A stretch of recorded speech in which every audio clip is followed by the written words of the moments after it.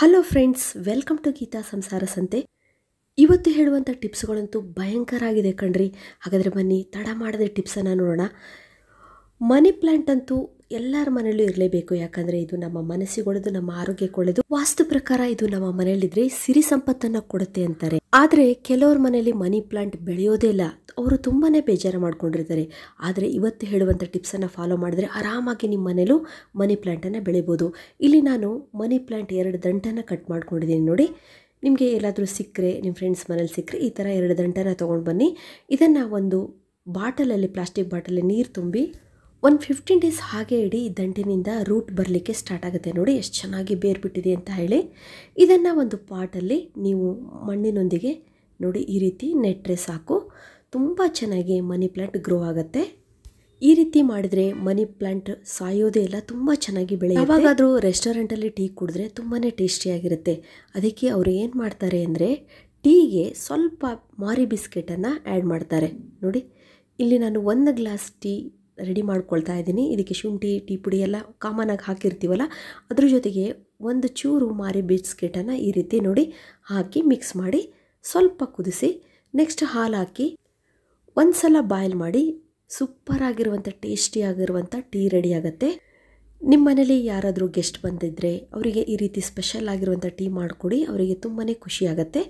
Next ಇನ್ನು ಮಹಿಳೆಯರು ಮದುವೆಗಿಂತ ಮೊದಲು ತುಂಬಾ ಸ್ಲಿಮ್ ಆಗಿ ತುಂಬ ಚೆನ್ನಾಗಿರ್ತಾರೆ. ಆದರೆ ಡೆಲಿವರಿ ಆದ ಬೇಡ ಬೇಡ ಅಂದ್ರೂ ಬೆಲ್ಲಿ ಫ್ಯಾಟ್ ಬಂದೇ ಬಿಡುತ್ತೆ.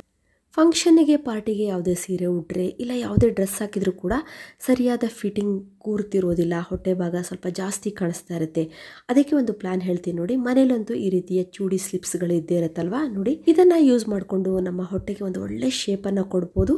ಹೊಟ್ಟೆ ಕೂಡ 2 ರಿಂದ 3 ಇಂಚು ಹಿಂದೆ ಹೋಗುತ್ತೆ. ಇವಾಗ ನೀವು ನೋಡ್ತಿದ್ದೀರಲ್ಲ, ಈ ರೀತಿ ಚೂಡಿ ಸ್ಲಿಪ್ಪನ್ನು ಹಾಕೋಬೇಕು.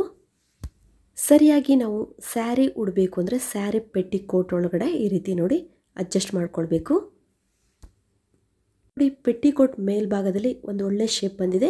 ನೀವು ಸೀರೆ ಉಟ್ರೆ ಸೀರೆ ತುಂಬ ಚೆನ್ನಾಗಿ ಶೇಪಲ್ಲಿ ಕೂರುತ್ತೆ. ನೋಡಿ ಎಷ್ಟು ಚೆನ್ನಾಗಿ ಕಾಣಿಸ್ತಾ ಇದೆ. ಹೊಟ್ಟೆ ಕೂಡ ಹಿಂದೋಗಿರುತ್ತೆ. ನಾವು ಚೂಡಿ ಸ್ಲಿಪ್ಪನ್ನು ಹಾಕ್ಕೊಳ್ಳದೆ ಸೀರೆ ಉಟ್ರೆ ನೋಡಿ ಹೊಟ್ಟೆ ಭಾಗ ಎಷ್ಟು ಮುಂಭಾಗ ಜಾಸ್ತಿ ಕಾಣಿಸ್ತದೆ. ಅದೇ ನಾವು ಈ ಸ್ಲಿಪ್ಪನ್ನು ಹಾಕ್ಕೊಂಡು ಸ್ಯಾರಿ ಉಟ್ಟಾಗ ನಮ್ಮ ಹೊಟ್ಟೆ ಭಾಗ ಕೂಡ ಹಿಂದೋಗಿದೆ, ಎಷ್ಟು ನೀಟಾಗಿ ಸ್ಯಾರಿ ಕೂತಿದೆ ನೋಡಿ.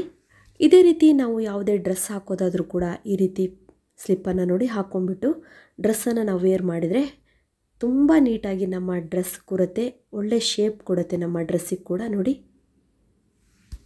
ಈ ಟಿಪ್ಸು ನಿಮಗೆ ಎಲ್ಲರಿಗೂ ಇಷ್ಟ ಆಗಿದೆ ಅಂತ ಅಂದ್ಕೊಂಡಿರ್ತೀನಿ. ಇಷ್ಟು ಧೂಳಿದೆ ನೋಡಿ ಸೋಫಾದ ಮೇಲೆ. ಬ್ಯಾಗೇರ ಬ್ಯಾಗ್ಲೆಸ್ ವ್ಯಾಕ್ಯೂಮ್ ಕ್ಲೀನರ್ ಇರಬೇಕಾದ್ರೆ ಸೋಫಾ ಕ್ಲೀನ್ ಮಾಡೋಕ್ಕೆ ಹೆದರೋದೇ ಬೇಡ.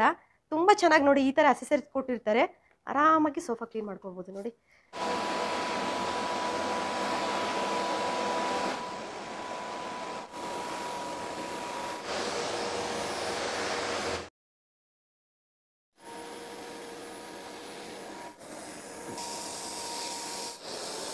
ಎಷ್ಟು ಬೇಗ ಕ್ಲೀನ್ ಮಾಡಿದೆ ನೋಡಿ. ಸೋಫಾ ಸಂದಿಲಿರೋದೆಲ್ಲ ಕಸವನ್ನು ನಾವು ಇದರಿಂದ ತೆಗಿಬೋದು.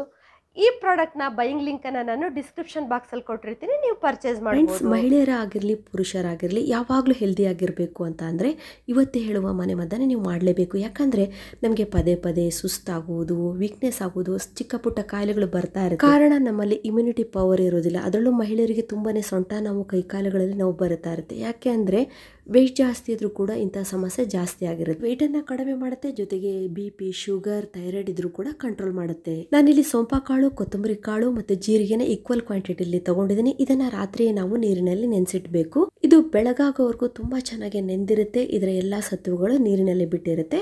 ಇವಾಗ ನಾವು ಇದನ್ನ ಡೈರೆಕ್ಟ್ ಆಗಿ ಸೋಸ್ಕೊಂಡು ಕೂಡ ಕುಡಿಬೋದು. ಅಂದರೆ ಇದು ಯಾರಿಗೆ ಒಳ್ಳೆಯದು ಅಂದರೆ ಯಾರಿಗೆ ತುಂಬ ಬಾಡಿ ಹೀಟ್ ಆಗಿದೆ, ಕಣ್ಣೂರಿ, ಅಂಗಾಲೂರಿ, ಕೈಕಾಲೂರಿ ಬರ್ತಾ ಇರುತ್ತಲ್ಲ ಅಂಥವ್ರಿಗೆ ತುಂಬಾ ಒಳ್ಳೆಯದು.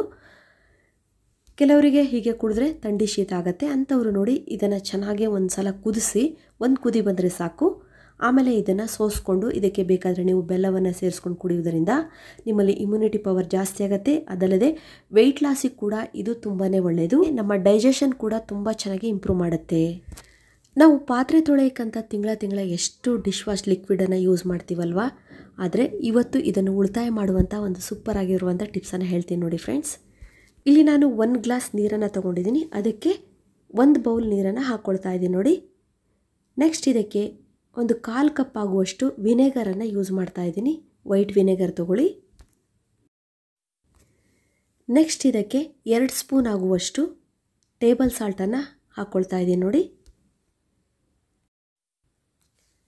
ನೆಕ್ಸ್ಟ್ ನಾವು ಇದಕ್ಕೆ ಡಿಶ್ ವಾಶ್ ಲಿಕ್ವಿಡನ್ನು ಸೇರಿಸ್ಕೊಳ್ಳೋಣ. ಯಾವುದೇ ಲಿಕ್ವಿಡ್ ನೀವು ಮನೇಲಿ ಯೂಸ್ ಮಾಡ್ತಿದ್ರಲ್ಲ ಅದನ್ನೇ ತಗೊಳ್ಳಿ. ಇಲ್ಲಿ ನಾನು 3 ಸ್ಪೂನ್ ಆಗುವಷ್ಟು ಲಿಕ್ವಿಡನ್ನು ಇದಕ್ಕೆ ಆ್ಯಡ್ ಮಾಡ್ತಾ ಇದ್ದೀನಿ. ಈ ಮೆಥಡ್ ಅಂತೂ, ಈ ಟಿಪ್ಸ್ ಅಂತೂ ನಿಮ್ಗೆ ತುಂಬಾ ಹೆಲ್ಪ್ ಆಗುತ್ತೆ ಫ್ರೆಂಡ್ಸ್. ಇವಾಗ ನಾವು ನೀಟಾಗಿ ಇದನ್ನು ಮಿಕ್ಸ್ ಮಾಡ್ಕೊಳ್ಳೋಣ. ನೋಡಿ, ಸ್ವಲ್ಪ ಚೆನ್ನಾಗಿ ಮಿಕ್ಸ್ ಮಾಡಿ. ಹೀಗೆ ಮಿಕ್ಸ್ ಮಾಡಿದಂಥ ಲಿಕ್ವಿಡನ್ನು ನಾವು ಒಂದು ವೇಸ್ಟ್ ಬಾಟಲಿಗೆ ಹಾಕ್ಕೊಳ್ಳೋಣ.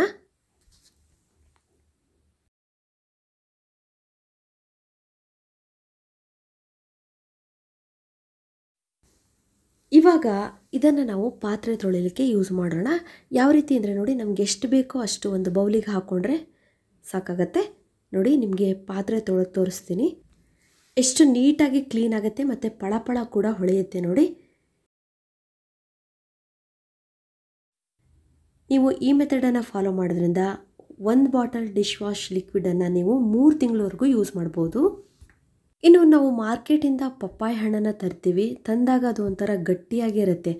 ಅದು ಹಣ್ಣಾಗಲಿ ಅಂತ ನಾವು ಹಾಗೆ ಬಿಟ್ಟರೆ ಅದೊಂಥರ ಒಳಗಿಂದೊಳಗೆ ಕೊಳಿತಾ ಬರುತ್ತೆ ಮತ್ತು ಪಪ್ಪಾಯಿ ಮೆತ್ತಗಾಗಿ ಸಿಪ್ಪೆ ಜೊತೆಗೆ ಹಣ್ಣು ಸೇರ್ಕೊಂಡ್ಬಿಟ್ಟಿರುತ್ತೆ, ಅಂಟ್ಕೊಂಡ್ಬಿಟ್ಟಿರುತ್ತೆ. ನಾವು ಅದನ್ನು ಸಿಪ್ಪೆ ತೆಗಿಲಿಕ್ಕೂ ಬರೋದಿಲ್ಲ. ಆ ಥರ ಒಂಥರ ಬಾಡಿದೆ ಥರ ಆಗುತ್ತೆ. ನೀವು ತಂದಾಗ ಈ ರೀತಿ ಪೇಪರನ್ನು ಸುತ್ತಿ ಅದನ್ನು ಇಟ್ಟರೆ ಒಂದೇ ದಿನದಲ್ಲಿ ತುಂಬ ಚೆನ್ನಾಗಿ ಹಣ್ಣಾಗತ್ತೆ. ತುಂಬ ದಿನಗಳವರೆಗೂ ಹಣ್ಣಾಗೋವರೆಗೂ ಕಾಯೋದು ಬೇಡ. ಆವಾಗ ಒಳ್ಳೆ ಫ್ರೆಶ್ ಆದಂಥ ಒಳ್ಳೆ ಪಪ್ಪಾಯಿ ನಿಮ್ಗೆ ಸಿಗುತ್ತೆ. ಈ ಎಲ್ಲ ಟಿಪ್ಸ್ಗಳಲ್ಲಿ ನಿಮಗೆ ಯಾವ ಟಿಪ್ಸು ಇಷ್ಟ ಆಯಿತು ಅನ್ನೋದನ್ನು ಕಮೆಂಟ್ಸಲ್ಲಿ ತಿಳಿಸಿ. ಮತ್ತು ಈ ವಿಡಿಯೋ ಇಷ್ಟ ಆಗಿದ್ದಕ್ಕೆ ಒಂದು ಲೈಕ್ ಕೊಡಿ. ಮತ್ತು ಯಾರು ನನ್ನ ಚಾನಲ್ನ ಹೊಸಬ್ರು ಇನ್ನೂ ಸಬ್ಸ್ಕ್ರೈಬ್ ಮಾಡ್ಕೊಂಡಿಲ್ಲ, ಪ್ಲೀಸ್ ಇವಾಗಲೇ ನನ್ನ ಚಾನಲ್ನ ಸಬ್ಸ್ಕ್ರೈಬ್ ಮಾಡ್ಕೊಳ್ಳಿ. ಮತ್ತೆ ಭೇಟಿ ಹೋಗೋಣ ಹೊಸ ವಿಷಯದೊಂದಿಗೆ. Till then be happy, take care, bye.